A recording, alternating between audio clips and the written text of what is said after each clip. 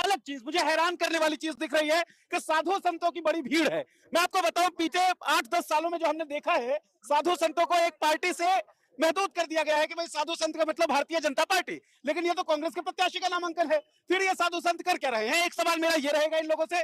दूसरा सवाल ये कि कई लोग कहते हैं साधु संतों का काम राजनीति में क्या, धर्म अलग मामला है, साधु संतों का काम अलग मामला है, राजनीति अलग मामला है। तो फिर ये लोग क्या कर रहे हैं, क्यों कर रहे हैं, क्या स्थिति है, वो भी जानेंगे लोगों से। लेकिन सबसे पहले बातचीत, महाराज जी साधु हैं आप जी, राजनीति में क्या काम जी आपका? हम सेवा के लिए राजनीति में आए हैं जी। क्या सेवा करेंगे और कौन सेवा नहीं कर पा रहा है? क्या बीजेपी में साधु सेवा करते हैं राजनीति में आके?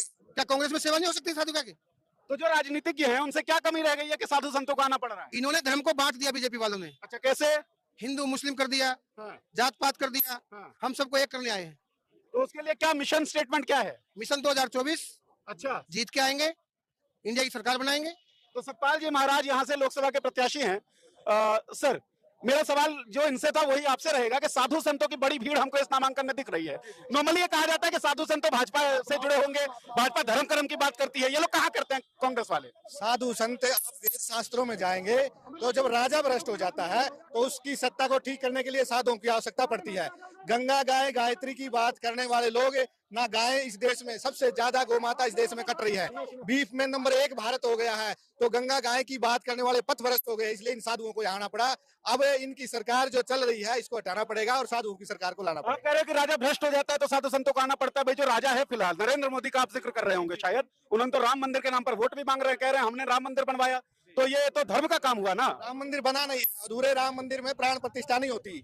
यदि शरीर ठीक है तभी प्राण प्रतिष्ठा हो सकती है। यदि पूरा मंदिर बनता है, शास्त्रों में विधान है, पूरा मंदिर बनने के बाद ही प्राण प्रतिष्ठा होती है। ये तो धर्म के नाम पर राजनीति की जा रही है और धर्म को पीछे धकेला जा रहा है। अमरदास जी कह रहे हैं कि धर्म के नाम पर राजनीति हो रही है और धर्म के नाम पर राजनीति करके लोगों को बांटने का काम कर रहे हैं।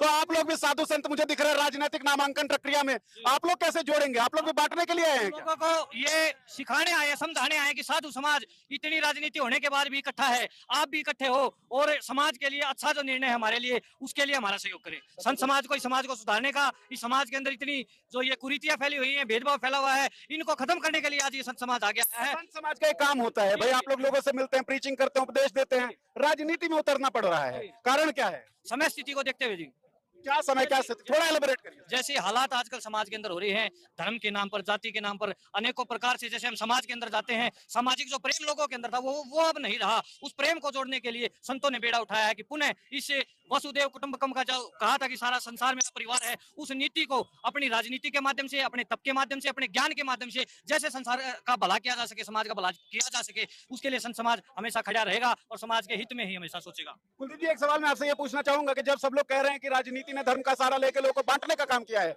लोग जब बट गए हैं तो उसमें लोग आपके साथ कैसे आएंगे? क्या आपको लगता नहीं कि लोगों का ये बंटवारा आपके लिए नुकसानदेह साबित होगा? नहीं, बिल्कुल भी नहीं है। ये सब सतपाल ब्रह्मचारी जी के विषय में जानते हैं और इन्होंने देखा है कि जो सतपाल ब्रह्मचारी जी सेवा करते हैं वो जनता जनार्दन को भगवान स्वरूप मानते हैं और ये समझ के वो सेवा करते हैं और उसी सेवा का माध्यम है कि सभी संत उनको आशीर्वाद देने पहुंचे हैं और सभी संतों की कृपा से बड़ी भारी मात्रा में आप देख सकते हैं पीछे 20 किलोमीटर का जाम है, 5 से 7 हजार गाड़ियों का काफिला है।